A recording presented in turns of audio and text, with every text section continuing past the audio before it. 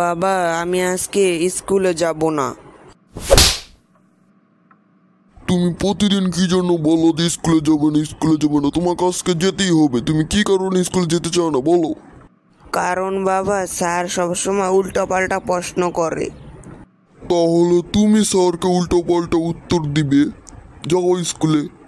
আচ্ছা বাবা, তাহলে আমি স্কুলে যাই। বল্টু, আজকে আমি তোমাকে একটা প্রশ্ন জিজ্ঞেস করবো, তুমি কি সেটা পারবে? বলেন স্যার, দেখি পারি কি না। আচ্ছা, তাহলে তুমি চোরের একটি ভালো উদাহরণ দাও তো। চোর পালালে বুদ্ধি বাড়ে, অতএব নিজের বুদ্ধি বাড়ানোর জন্য চোরকে সবসময় পালাতে দিতে হবে।